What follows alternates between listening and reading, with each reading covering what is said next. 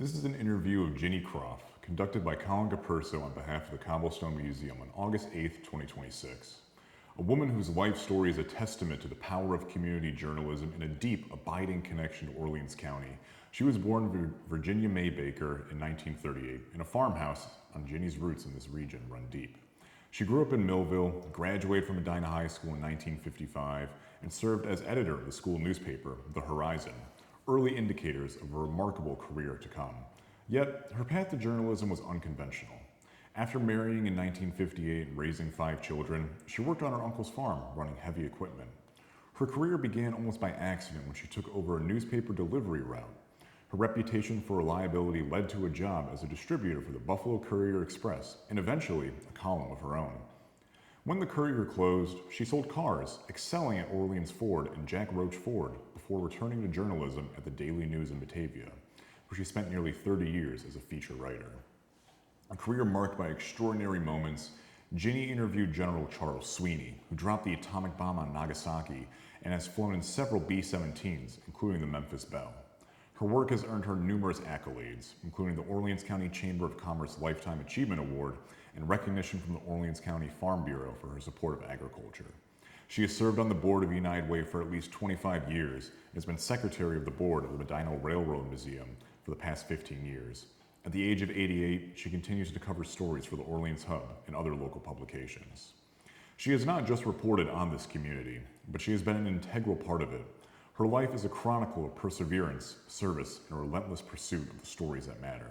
We are honored to have this opportunity to document her story.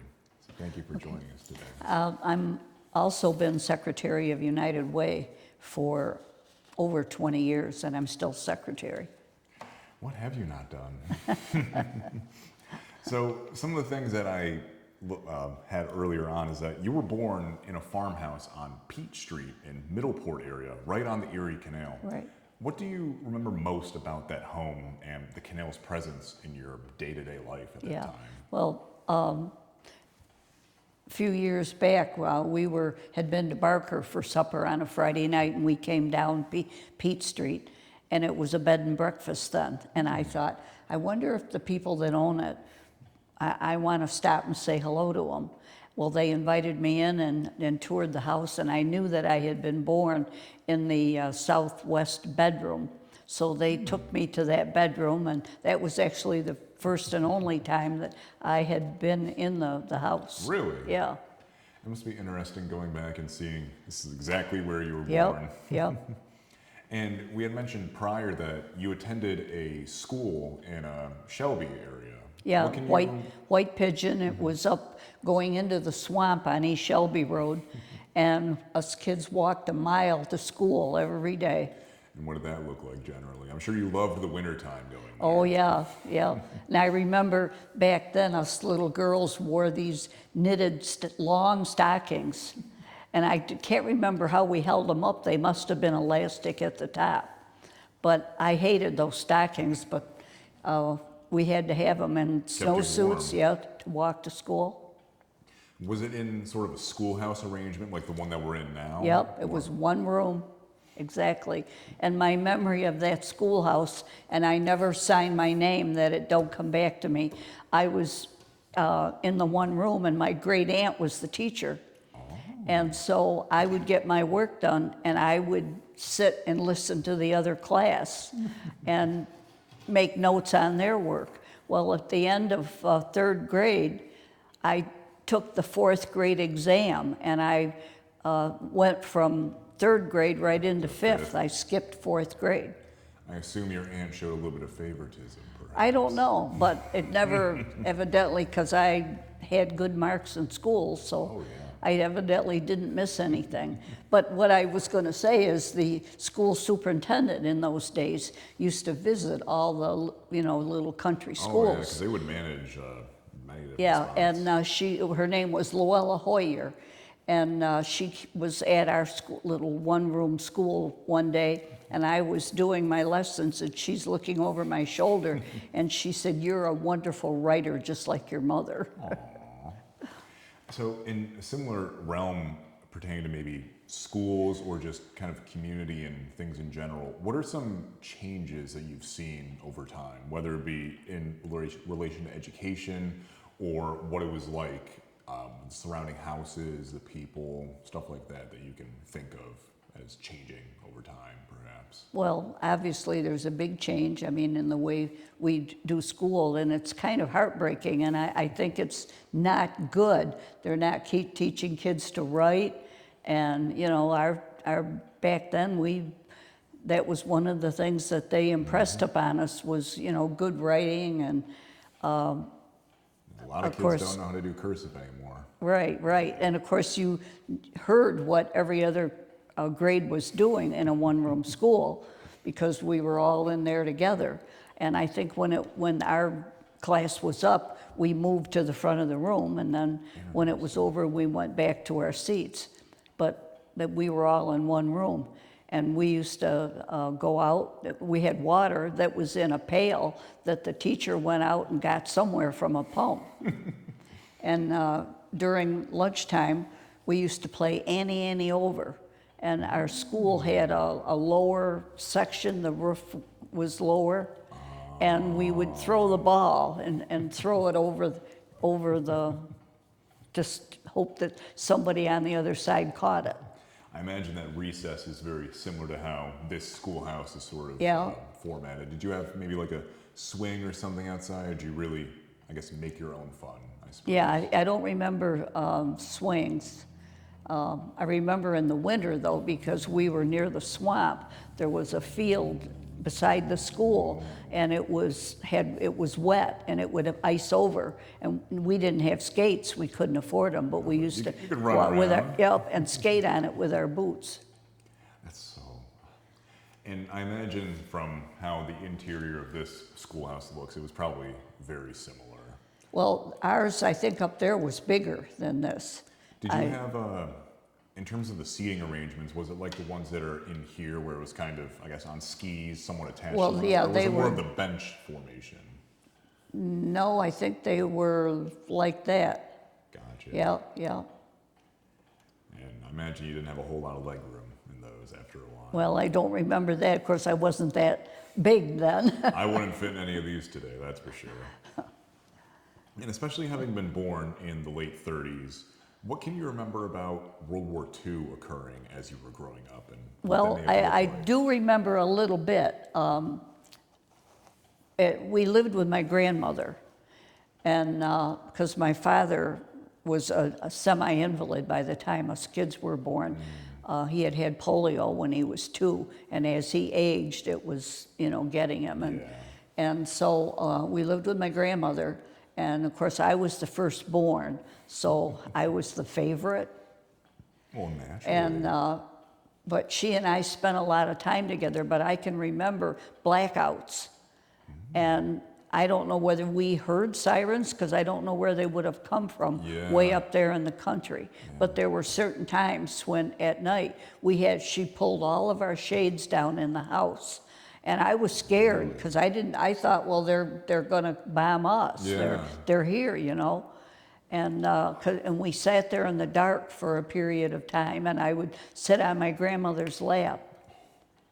And I wonder then, similarly, because I remember speaking to my great-grandmother, do you remember scrap metal being donated by people, perhaps on the front of their lawns? Or I know there was No. something with the courthouse where people were donating excess to be manufacturing the bullets or other things. I as do well. remember the ration books, though, and I must have been a little older by that time, because when Medina had an A&P, where the mercantile, well, it's not a mercantile, they just closed, on East Center Street is. Okay. And I can remember my grandmother sending me in there for sugar, and I couldn't get it because they were out or something, but I had to have a stamp To in order to get a showcase. bag of sugar.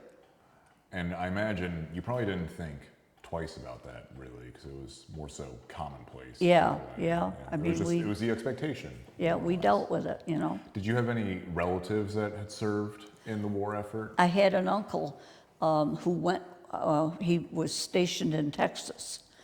And, and I don't remember whether he went overseas or not, but he met a girl from Texas and he married her and stayed there his whole life. So, and then I did have a cousin who was my favorite cousin. And the story that I did on General Sweeney, after he dropped the bomb, they were heading back to where they took off, but he didn't have enough fuel. And so he headed for Tinian Island. That was the nearest held American base. And as he neared the base, his engines were, one quit and then another quit. He was running out of fuel. Just coasting. He did. When he touched down, the last engine was just quit when he touched the runway. Well, I was doing this at a talk, and my cousin was visiting me from Florida, and I had invited him to go to lunch with me. And I'm telling that story, and he said, "Jen, I was on Tinian when that plane landed." Sweeney had said that he could see the runway, and there was equipment on the runway. Oh, no. And he was ordered not to speak, so they had flares. And every flare, every color meant something different. Yeah. Fire on board, get an ambulance. Yeah. And so he let off every flare in the plane. And immediately he said all that equipment just cleared. And my cousin was one of those. That's amazing. Yeah. And so you had also mentioned your uncle that had served. Was that the same Murray Baker that you had moved in with? No, Murray didn't. Murray was the oldest, and the uncle who served was Ted, and he was the youngest. Got My father was in the middle. How long did Ted serve for? I was young then, so I really am not sure. At least 2 years, and Gotcha. maybe the duration of the war, I'm not sure. Yeah, I have a great uncle myself who served in the Pacific Theater and Oh, everything yeah. as well. Yeah. So, we still have managed to acquire his uniform as well. Oh, which, wow. Amazing historical piece. But you had you moved in with your uncle Murray Baker at Yeah. age 12. From what you can recall, what was that experience like, and what did you perhaps learn from him or his wife Helen that Yeah. shaped your character in a way? Well, Uncle Murray was a stellar gentleman. And in all the years that I lived with him and knew him, he never talked about anybody. He never gossiped. I never heard him say a bad word about anybody. And he was a great farmer. He did everything meticulous. His barn and the equipment, there was no junk around. Everything was neat, and he was just a great guy. Very, I guess, orderly in a Yeah, sense, but yeah. seemed to be kind as Yeah, well. yeah, And I feel like that's hard to find. yeah, as and he well. was good to me. What do you think, with that in mind then, what would probably be one of the most important things that he taught you? Because I know that you also did some sort of farm work alongside of him there, but maybe just life skills or something in general that you've Well, carried it with was you. funny because I was only, far back as I can remember, 5 or 6 years old. And while my Uncle Murray also worked at the carborundum in Niagara Falls, he got up and milked the cows on my grandmother's farm before he went to work. And I would get up at 5 o'clock in the morning and go to the barn because I used to say, I help Uncle Murray. And he would carry me up the silo That's sweet. with a pitchfork. And it took him like an hour and a half to milk the cows, and I'm up there pitching down Holding, little handfuls of ensilage, but I thought I was helping Uncle Murray. And I did that. I'm trying to think what else I did. There was something else that he did that he taught me to drive. He had a 1937 Dodge pickup truck. Ooh, and And you were, what, 12 some years old at that point? No, I was A little bit older now? Well, I don't think I was that old because I would sit on his lap, and I couldn't reach the pedals. But the shifts. I would say you could work the transmission. Yeah, the shift was a stick on the floor, and I would steer it, and I would shift, and my uncle would do the brakes and the auxiliator. And I Pushing can the clutch remember, for you. yep, I can remember going down the road like that. Today, he'd be arrested. Oh, big time. Yeah. Yeah, you cannot get away with that now. Yeah. And similarly, you had, in terms of education, you went to Medina High School after a while, and you were also Phi Beta Kappa there as well. Yeah. Small side note, I just graduated. No, Beta from- Sigma Phi. Beta Did Sigma I? Yeah, Phi. Beta Sigma Phi. Gotcha. I joined Phi Beta Kappa when Okay. I was at Yeah. Geneseo. Yeah. But there you were also the editor of the school newspaper. Once you kind of fell into that, did you always have a passion for writing, or did that emerge gradually over Well, those I years? must have, and I never had any chance to experience it, but I always said from the earliest I can remember, I either want to be a lawyer or a journalist. And I knew that I could never be either because I couldn't afford to go to college. So if, English was my best subject, and that's how I got to be editor of the school paper. And what were some of the columns or articles that you would write about for the school paper? Well, I really don't remember then, but I do remember the first editorial I had to write, and I really wasn't even sure what an editorial was, and so the teacher said, well, it's an opinion of something. She said, what about chewing gum? Do you, think that kids should chew gum? So I don't remember what I had in the column, but the title of it is, Shall We Emulate the Cow? That's a clever one. That's really all that I remember. We wrote about plays and things that were going on in all school. the school Yeah. events and Yeah. probably some sports games or Yeah, stuff going yeah, on as well. yeah. And considering where you are now with your writing legacy, how did it feel to see your name in print for the first time like that? Oh, it was exciting. Yeah, it really was. That would have been in the Courier Express, and I was just overjoyed. And as someone from Orleans County, what are a few brief ways that you would describe the county itself, or surrounding counties for that matter, and how they've changed over time altogether, or the day-to-day thing, and even just anything as minuscule as a car and how that's altered over time? Well, of course, we all know that Orleans County is touted as the poorest county in the state. Yes. But it's an amazing county. Now, when I do stories on, especially during this Medina Triennial, and the people that are coming here and what they're saying about Medina, that it's just, and I've interviewed people when they do the wine walk, and they come from all over Western New York to Medina, and they love Medina, and they come back during the year. They love the stores, the Main Street. Yeah. There's a lot here that I feel Yeah. as though the people inside don't always appreciate. Oh, right, what's right. around. There's a lot of history here. Yep, a few days ago, had Sue Starkweather-Miller join me, and very similar sentiments. And Yeah.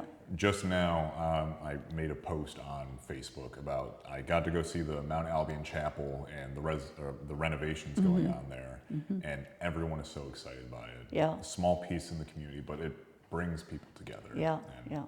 would you say in a way that's kind of lacking in some ways nowadays? Kind of this glue, I suppose, or something that really a focal point of community togetherness, I suppose?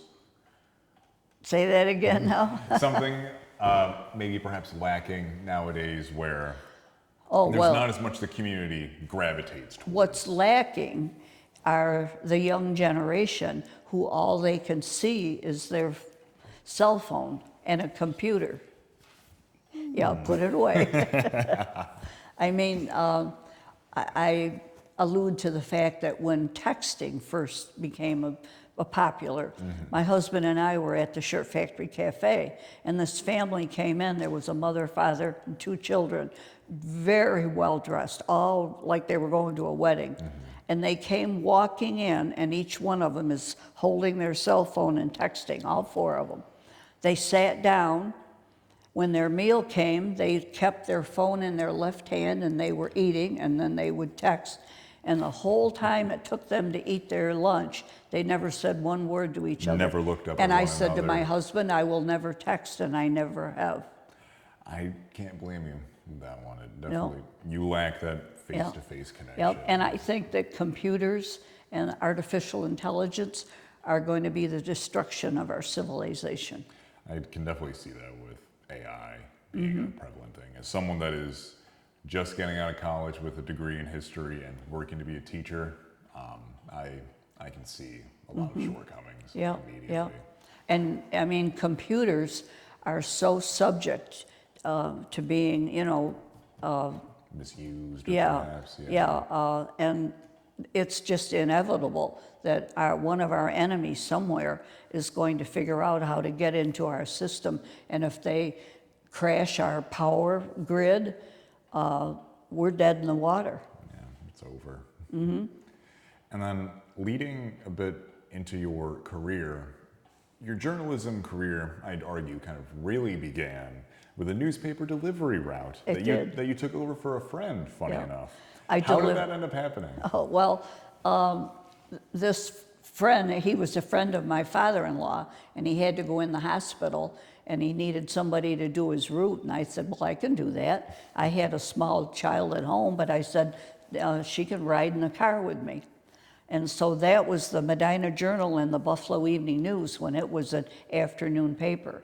And I did that for the better part of a year, and he never recovered from, so I just kept the route. And when we picked up our papers in the back door of the Journal, and the Buffalo Evening News truck would come there. And one day a man come up to me, I was waiting for my papers, and this man come up and he was from the Courier Express. And he said, I've heard about you. And he said, I'd like to offer you a job with us.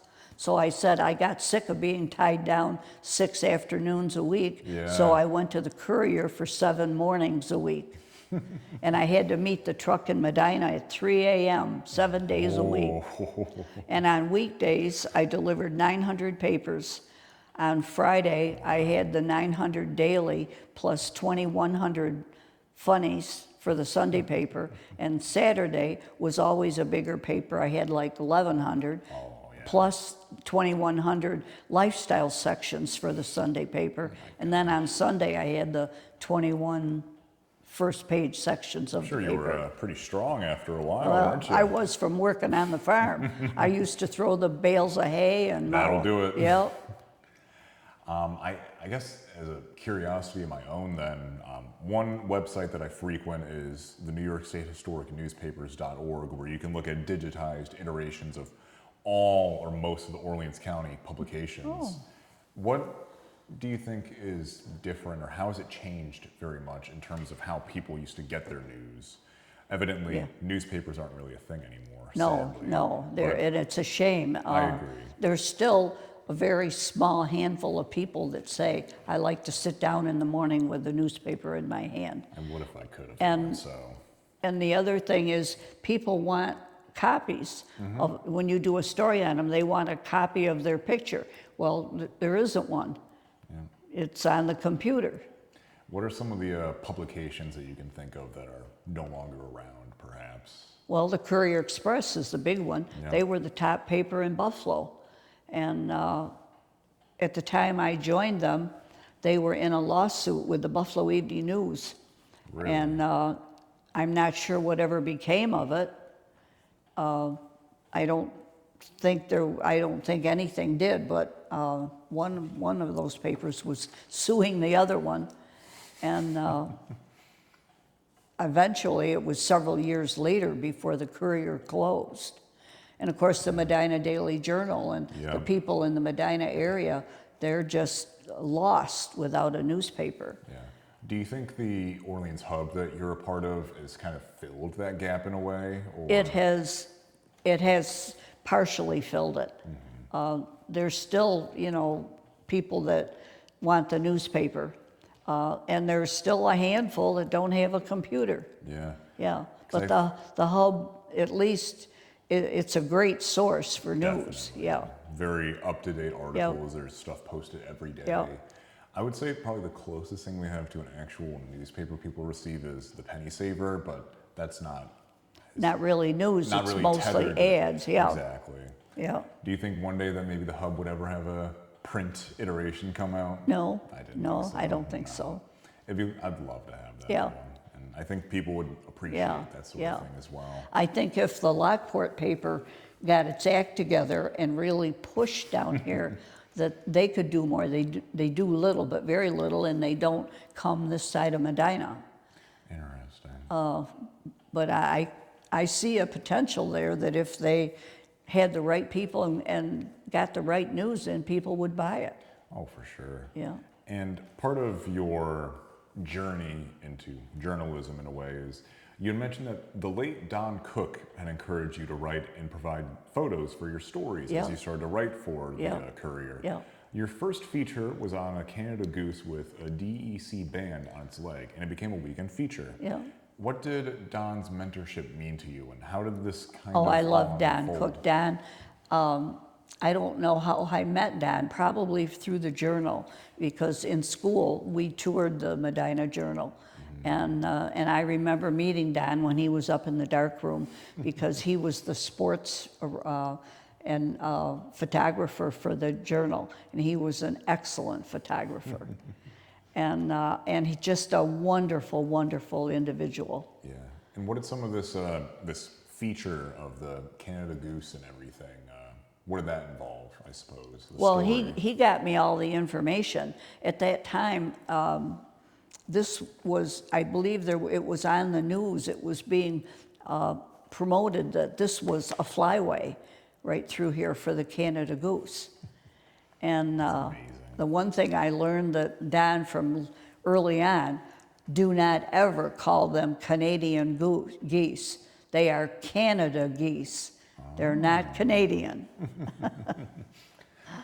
And then you've had a long history with journalism and everything, and you're a bit of an expert now, I suppose one could say. But Well- do you think that mentorship like what Don had offered you is missing in journalism today, perhaps, in some sort of way? Well, it's very possible, because there aren't that many newspapers. And like I said, Don was excellent at what he did, and he was a great guy. And leading after when the Courier had closed on, roughly about what time do you remember that being? 1980s, I don't know, mid-80s maybe. Gotcha. And sometime after that, you ended up taking a new job selling cars at Orleans Ford. Yeah. What was it like kind of shifting from doing journalism over to sales, and what did that experience teach you over time? Well, I don't know. I like people, and I've never had trouble talking to people. And I like to be honest, so I never gave them, the big hype about the cars. I told them as it was. As a matter of fact, before I went to Orleans Ford, I sold used cars for Ralph Dollinger, where the ice cream places in Medina used to be a restaurant. Across from where And then Orleans Ford is now? Yeah, Okay. and he had a car lot there.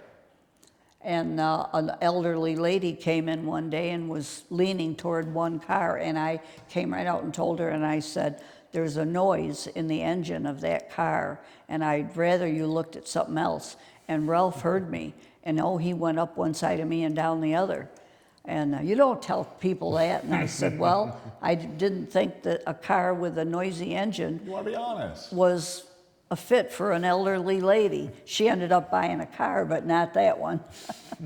Were there any favorite vehicles that you sold or people you interacted with, or things that I'm sure you saw tons and tons of certain cars every single Yeah. day, and you probably got tired of looking at them? Yeah. after Well, a my while? favorite car was the Grand Marquis. That's a good one. And they don't make those anymore. No, they do not. And there was an interesting story. One night, this gentleman came in and wanted to talk to Jack Roach, the owner. And Jack was tied up with a customer, and I said, well, could I show you something? Well, no, I only deal with Jack. I don't deal with women. I don't think women should be selling cars. And he sat there, and I said, why don't you just let me give you the keys? I'm not going to try to sell you anything. I can put But you take a in a look. car Yeah. and let you try it. Well, he finally agreed, and before the week was over, he bought a truck from me. You look at that. So I guess he does interact with women. Yeah. And after a period of time, you did eventually return back to journalism. Yeah. In part to finish a story on the first drug bust in Orleans County. What's the story behind this one? Oh boy, I don't know how much of that I should. Well, Donna Rodden had got that all started, the first undercover drug bust in Orleans County. And there was a policeman from Rochester, and I can't remember his name, but he was the undercover thing. And he went out on the street and he met with the drug dealers and the drug users. And there was someone, a young soldier home on leave, and he went to the Noseville Hotel. And he left there and was walking home, and he was run over and killed. He found out it was actually murder, and I don't think the murderer ever came to justice, as far as I know.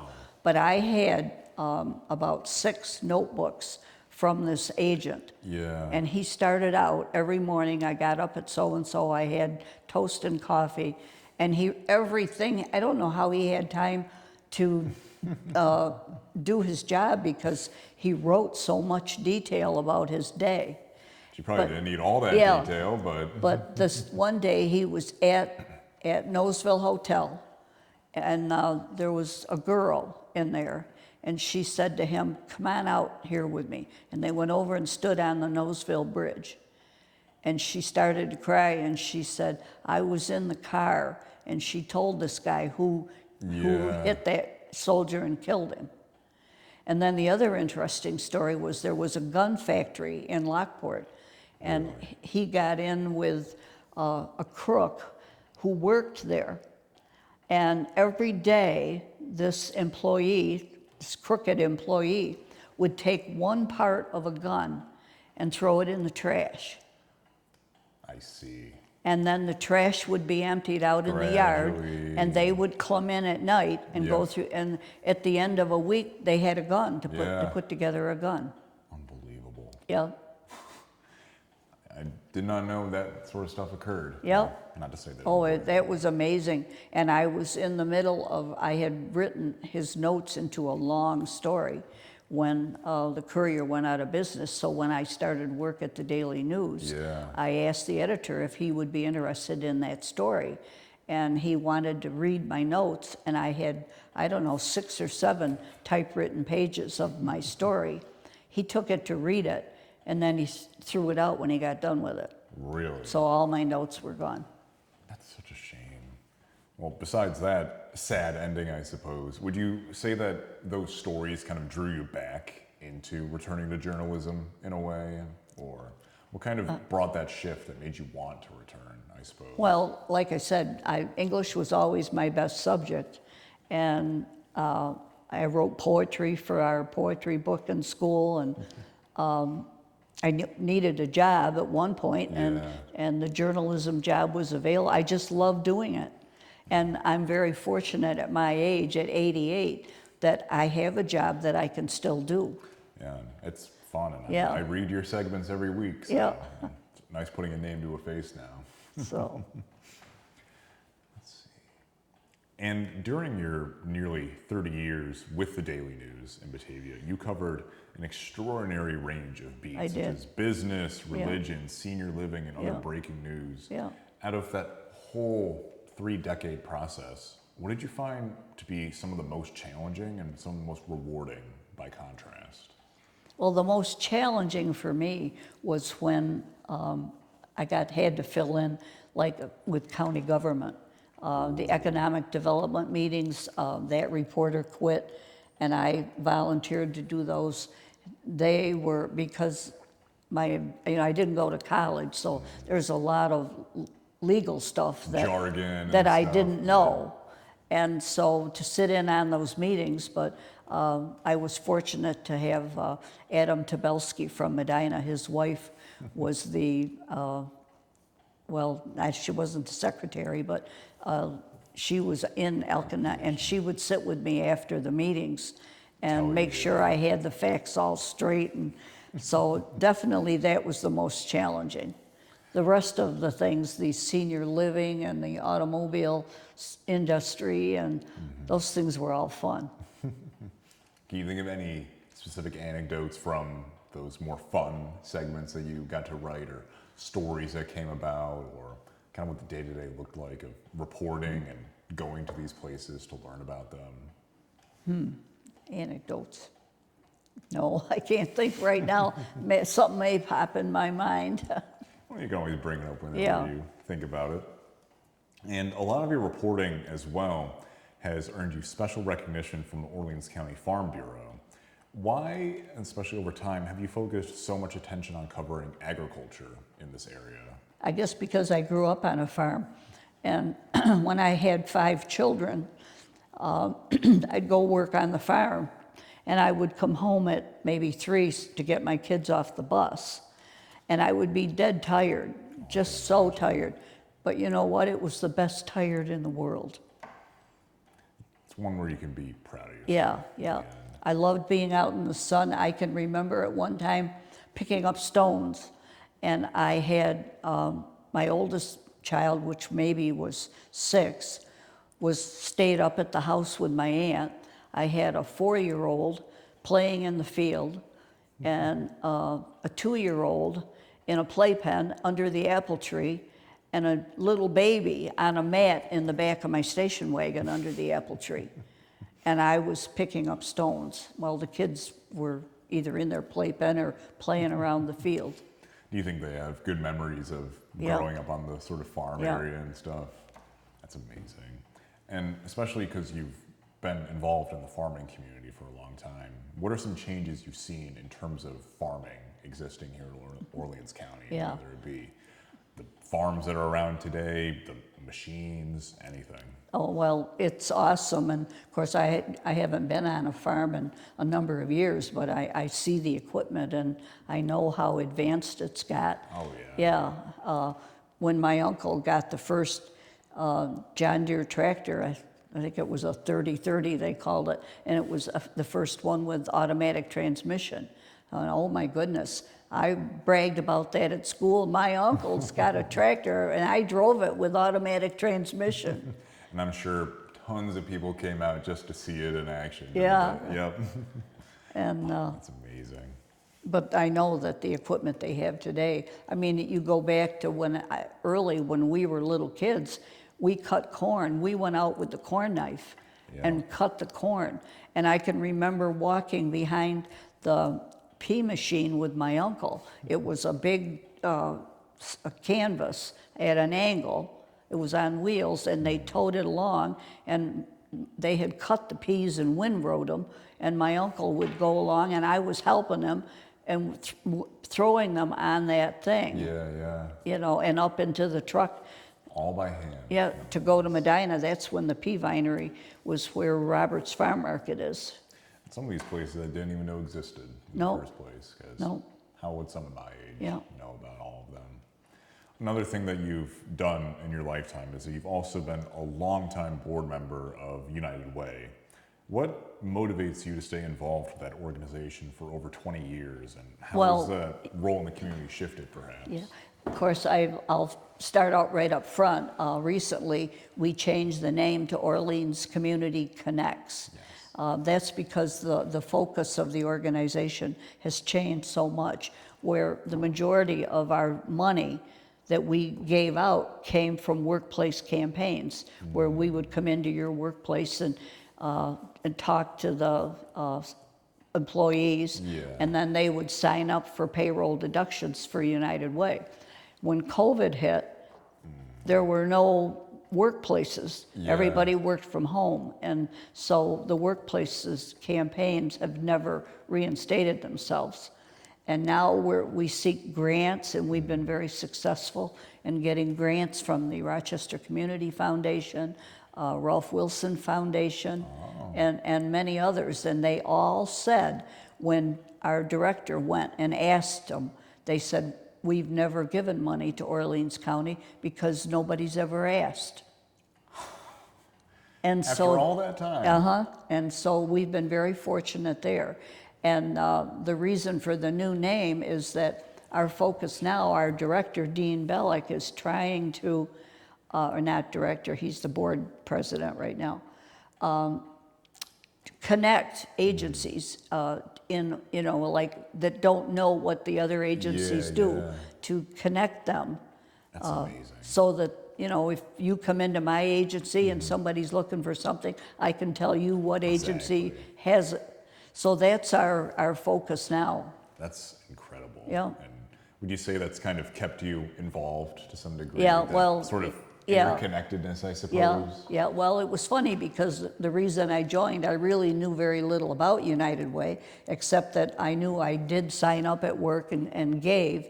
But Betty Hassel was president of, we had two United Ways at that time, Eastern and Western. And Betty was president of our director of Western United Way. And she went to our church. And so she asked me in church one day if I would join the board. And I said, well, do I have to live in Orleans County? Because I lived in Genesee County then. And she said, no, you don't have to live here.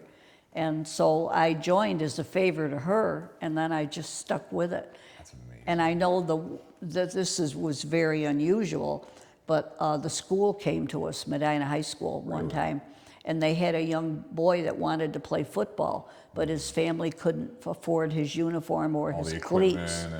And she said, is there anything United Way can do? And I don't know whether it was $200, but that was like the only time that we've ever done a one-time request like that. But it was so heartwarming to know that we were able something. Yeah, to help somebody like that. Especially for children and students. I mean, sports and recreation is a big way of, one, building character, staying active and healthy, and being involved in something. And I think it's amazing that there is an organization that is accomplishing these things. Some other things, and you had alluded to a little bit of this earlier. You've conducted notable interviews over your time. And one of these, who we mentioned earlier, was General Charles Sweeney, who dropped the atomic bomb on Nagasaki. When you sat across from him, what did that conversation feel like? And what are some of the moments from that interview that stay with you most vividly? You mentioned his airplane going to the island and just barely making it down the flares. And I believe General Sweeney was maybe 21 or 22 years old when he did that. So he was my age. Yeah. I can't imagine going in a plane and doing that right now. I know. And it's unreal. But the one thing that I do remember was when we were done with the interview, I said to him, did you ever regret what you did? That's a very important And question. he looked at me and he put his hand on my arm. He said, young woman, if you knew what those Japs did to our soldiers, you would never ask that question. Wow. And I do. It gives you chills. I do know because I met Bill Larimer from Albion, and Bill was on the Bataan Death March. Oh. And he told the story about this young soldier that was ill, and the soldiers were trying to hold him up and keep him marching. Keep him looking. And he stumbled. It wasn't an American. I want to say it was an English lad. I'm not sure, but it wasn't an American soldier. But he stumbled and fell. He was 18 years old. And the Jap that was walking along, guarding as they marched, took his bayonet, and he bayoneted the kid, and he threw him into the street.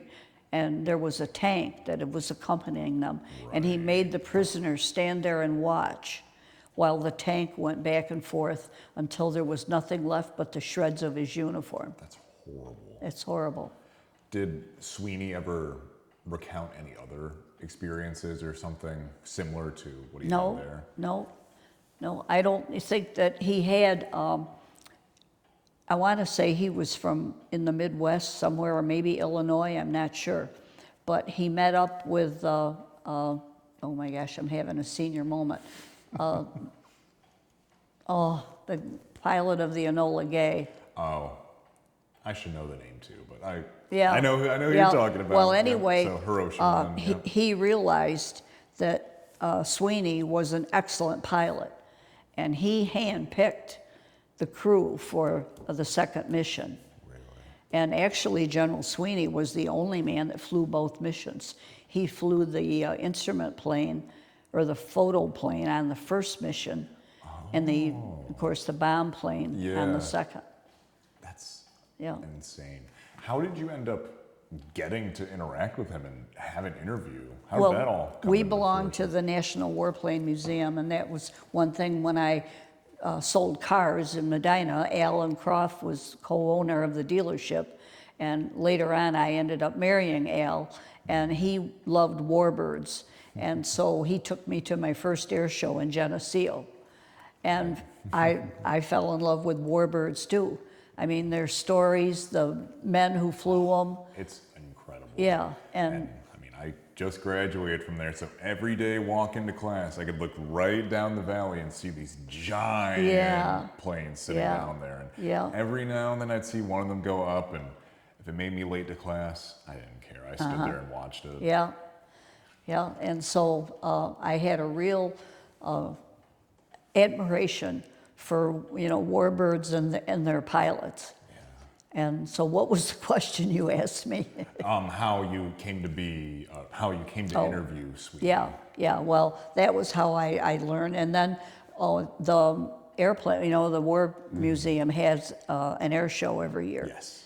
And this particular year of the 50th anniversary of the end of World War II, General Sweeney was our parade marshal. And so he was in Batavia for about 3 days. And You seized that opportunity yeah, real quick, I yeah, imagine. I met with him at the parade, and I talked to him on the phone ahead of time, and I sat with him at the air show. That is an experience of a lifetime. Oh yeah, it was. It never will top that. That is one of, Yeah. if not the best. Yeah. And you've also interviewed other people as well, such as Colonel Bob Morgan, who Yeah. was a pilot of Yeah, the that's Memphis impressive. Belle. Yeah. Yep. What's his name? I don't think is as well known to other people. Who was Bob Morgan? And Well, he was the pilot of the Memphis Belle, and the Memphis Belle was a B-17, and it was the first plane in World War II to fly 25 missions in return. And he was shot up several times, but the plane always went back out again.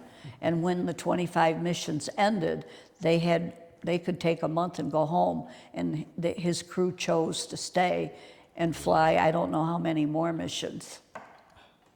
And what were some of the stories that he told when he was Well, piloting? I don't remember any particular. I think it was just, normal bombing runs. Yeah. I do have an interesting story about the museum C-47. Oh, at the warplane? Yeah. Let's hear it. No, let's see, was it the C-47? No, the fuddy-duddy, the B-17, we'll go back to that. We discovered that there were 2 men still alive who flew on that in the war. Yeah. And they were shot down and bailed out over Germany. Really?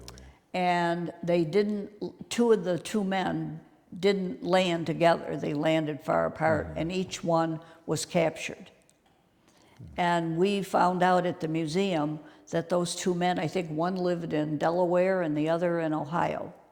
And we got a hold of them, and we flew them to Rochester Airport, and that was where the DC or the C-47 came in.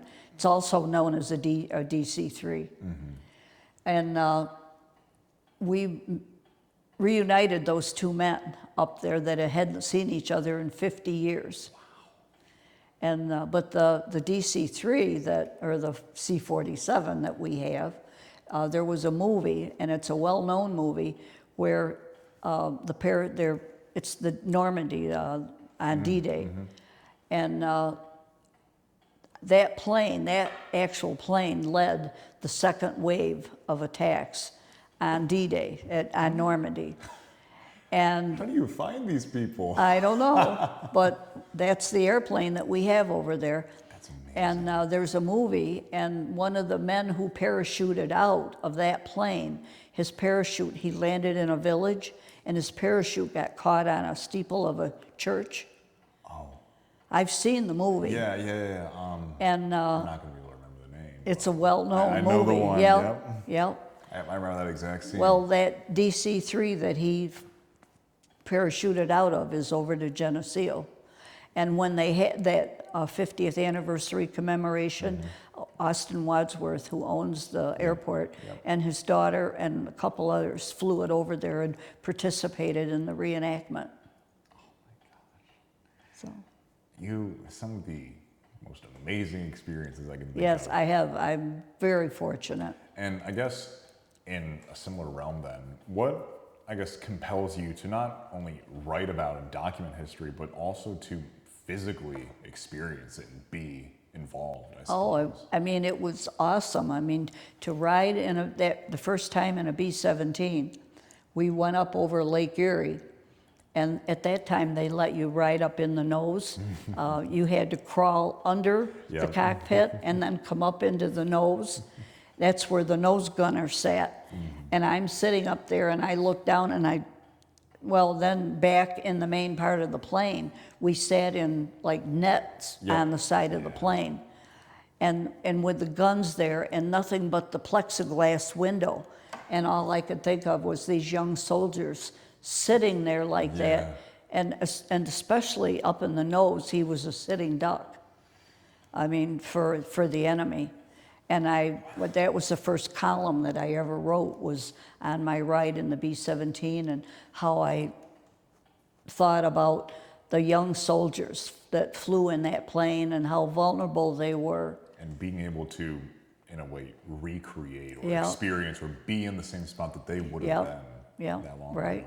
You've also flown in various other aircraft, such as the Red Barons. Yep, Red Barons, Canadian Snowbirds, and you've ridden in a biplane with a Concorde pilot. Yep. What were some of the favorites, or what do some of these experiences give you, I Oh, suppose? golly. Well, you know, the Red Barons are so well known, but I don't do aerobatics well, so I didn't, but I did get my husband a ride in one too, because he made the comment, you know, that I get to ride on all these airplanes and he gets to sit and watch, which he wasn't bitter about it, but he just made the comment. So when the Red Barons asked me if I would fly with them and write a story, I said, if you get my husband to ride. And so the four planes, one was me, one was my husband, one was a television man, cameraman from Buffalo, and the other was a photographer from I guess the Red Barons. But I told the head, I was with the head pilot, and I told him, I said, I don't do aerobatics well. And so we just flew off, and the other three, and my husband's holding his a camera to take pictures, video camera. And they're pulling so many G's that he can't hold the camera up, so he's got all this great footage of his feet. I would love to see that Yeah. video. But I think that makes it, in a way, more compelling, I suppose. Because that's what people would have been experiencing, in a way. Yeah. Some of the other planes that you've flown in as well, what can you tell me about those experiences and what those planes Well, they all pale in comparison to the B-17 and I'm sure that's the apex of it all. the Red Barons, and even that historic C-47. I mean, that was not a, fancy plane, but just its history, and to know that I flew in it. Yeah, and the B-17 was the plane I loved. And I said, if anything, I learned to fly at the age of 50. I don't think I put that in there, did I? I have it right here. Okay. I was going to ask about that next. If there was one thing in my life that I wanted to do, would have been to fly a B-17. Realistically, that would never happen. No, but I know that one thing that you have flown, that you and your husband had owned, was a Piper Arrow. And you soloed this at age 50.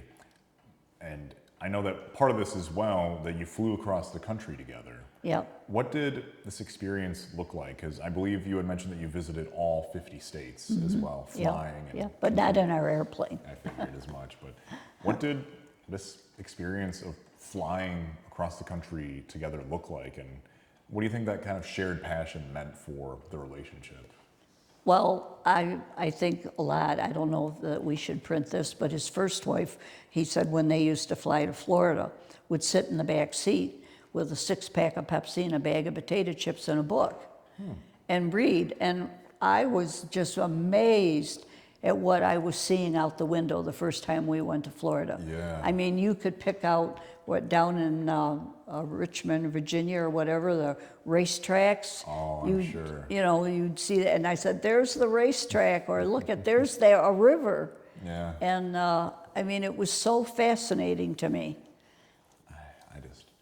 I've never been in a, I guess, private flown plane before. As much as I enjoy commercial aircraft, I don't have a lot of leg room. Well, we flew to, my middle son was in the Army for 10 years, and he was in the Persian Gulf War. Really? And when that ended, he was in Kansas at the Army base there.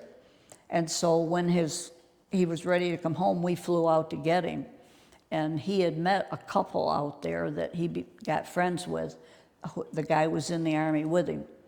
And so they picked us up and took us to eat. We got in the restaurant like maybe 20 minutes after we had landed, had tied the plane down. Right there, moving. And a tornado came through. No way.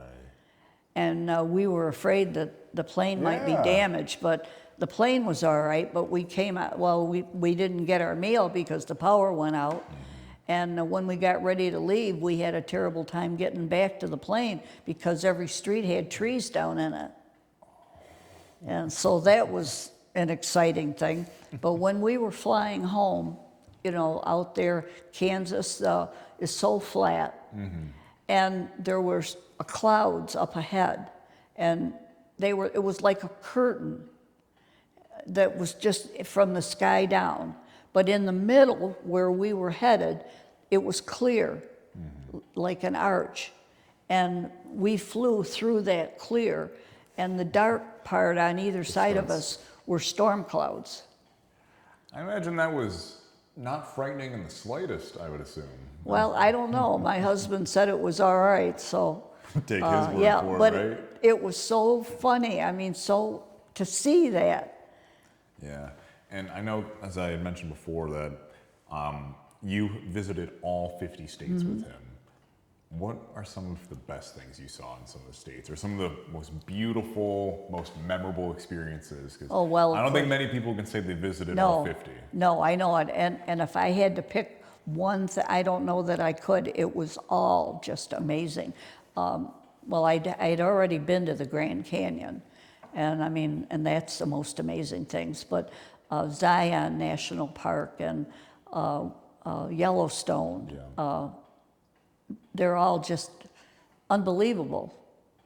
Were there any states that you went to that you didn't expect to enjoy as much, I suppose? 'Cause I know everyone has its own charm.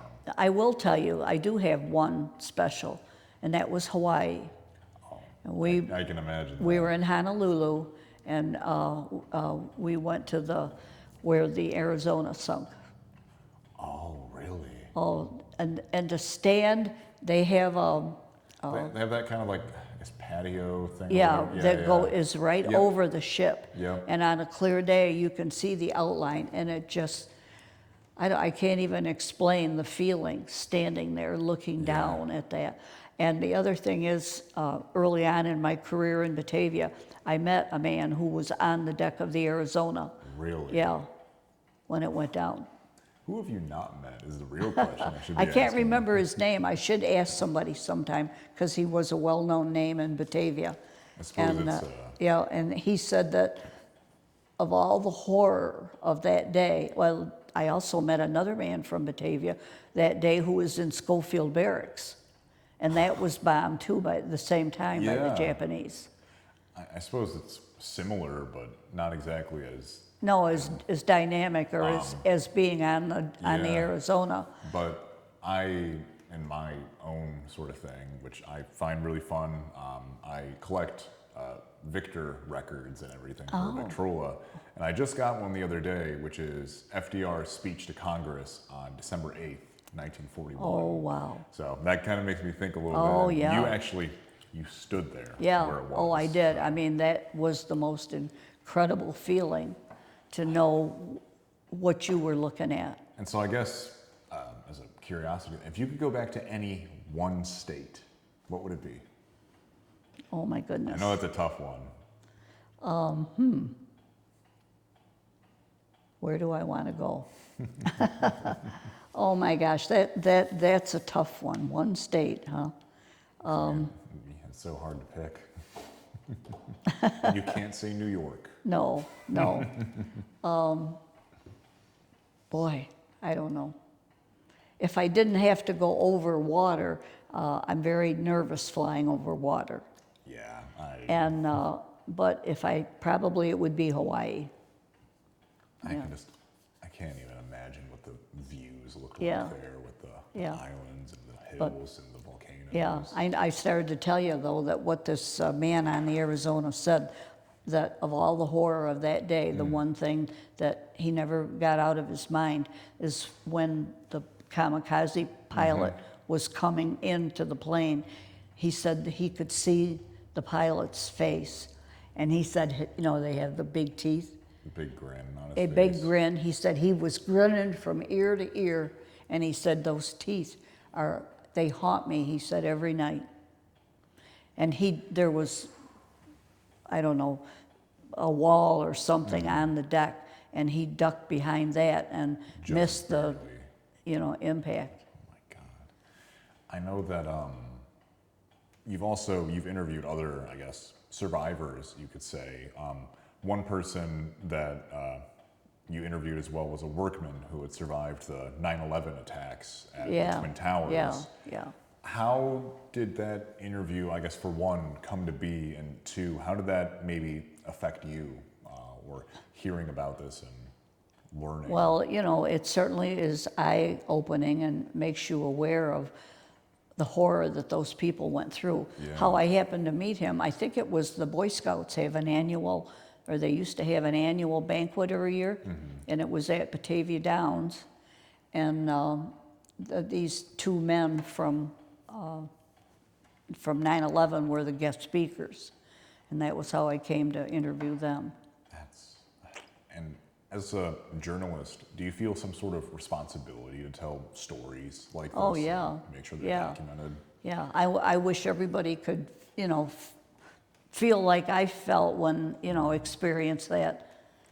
I realize how fortunate I am to have done the things I am, and it's sad that more people couldn't, Yeah, I mean, a lot of these, sadly, in some ways, are lost to time. Yeah, to some the degree. generation today has no idea of what that great generation went through. The sacrifices and everything. And even, after that, there's so many things in history that kids are lost to kids today. Definitely. And actually, kids don't care. Yeah, it's true. And with having... You excluded. Oh, I'm honored. And with having interviewed so many notable people and those with varying experiences, how do you, as someone that interviews these people, how do you hold space for someone's trauma or their experiences while still getting the story you want out of it? All right, I'm not sure what you mean. How? When they're recounting these horrific tales of what they lived through and clearly having to grasp with all of it. Oh, how do I condense it into the Exactly. space? Okay, sometimes that's tough. And actually, I don't do very well at that. I was noted at the Daily News for writing way, way, way, way too long stories. I'm but the same way. they printed them. But Much to their disdain, perhaps. yeah. They would say, Ginny, that's awfully long.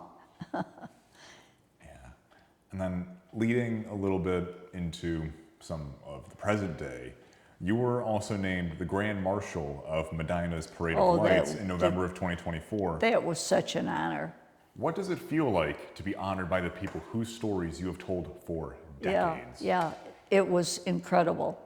It was really incredible. Just knowing the And communities. riding in the parade, it just overwhelmed me. The people that were calling my name out knew who I was. And that was amazing, amazing experience. And we kind of alluded to this one earlier, but local journalism has changed dramatically over the course of your career, from Yeah. print to more so digital nowadays. Yeah.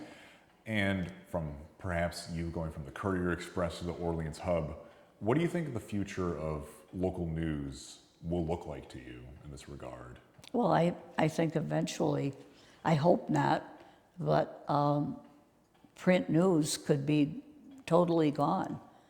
It'll be all computer or television or, And while that is definitely something to worry about losing, is there anything that gives you hope, I suppose, in a more positive sense about what local news will look like over the next 20, 30, 40 years? well, I would hope that there would still be newspapers. I mean, I have copies of newspapers from, I don't know, World War II or something, and the whole page is, and the pictures are just amazing. Yeah, I have an old newspaper of the Orleans Republican from Yeah. way back Oh, when. yeah. Yeah, very fragile to... Was your grandmother editor of that? I don't know. I don't know if Donna was ever involved with much of the newspaper or... Yeah, she was editor of one here Huh. in Orleans County. Yeah, And I don't know if it was in Middleport or if it was in Albion, but she was, I think she and her husband ran a newspaper. I'm learning new things about this woman every single week. Do you know about the man she saved from the electric chair? I've heard vaguely about this one. Yeah. Could you recount it for me? Well, I'm not sure that I remember at all, but there was a man in Sing Sing, and different ones thought he was innocent, and but nobody could do anything about it. And she was living in New York City at the time. Yep, and she And came back. yeah, and she knew people from the mafia, and she got a hold of them. I guess she had done one of them a favor.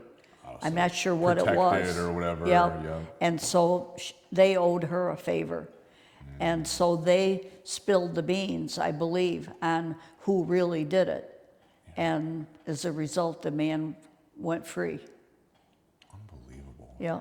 Yeah, like I said, I learn new things about her every single week. Oh, yeah.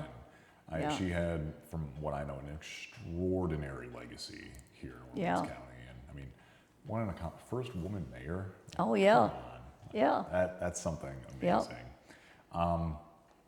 And you've mentioned to me as well that even at age 88, you still have no plans to retire. No, I don't. As What? long as I can see and walk and write, I'm going to keep going. What then keeps you reporting, writing, telling stories of the community? Is it perhaps the stories themselves, the people, or something else entirely that keeps All you of the going? above. All of it. All of the above. I mean, I like to do it.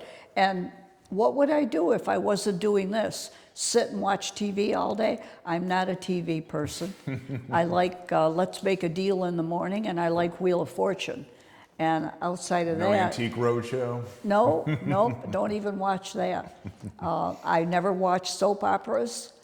I mean, having 5 kids and working on the farm, I'm used to being busy. Yeah. And like I said, at my age, I'm limited in what I can be busy at, and I'm still able to sit and talk and take an interview and write it on the computer. It is amazing. And looking back at your life with being a farmer, paper carrier, selling cars, mother of 5, award-winning journalist, the list goes on and on and on. What do you hope your legacy will be? What do you want people to say about you 50 years from now? Well, my daughter says I'm a war horse, that I just keep going. We used to call my mother that.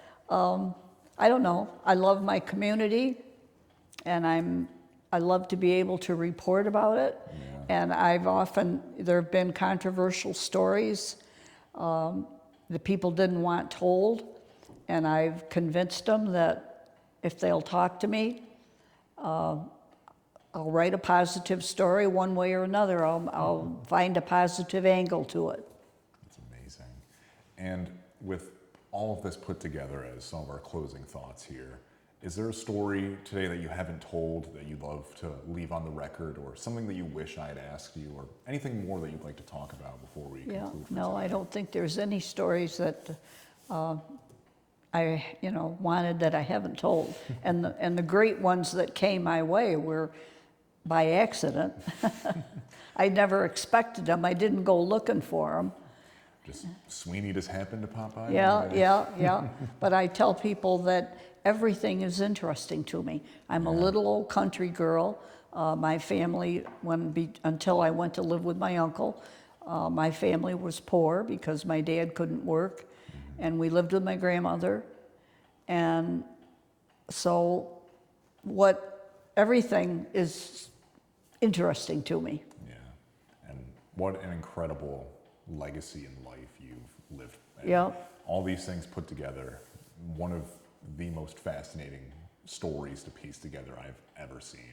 Wow, So, thank you. thank you so much for your time, Ginny. Yeah. It was an absolute pleasure having you with Well, us today. it's great. It was fun.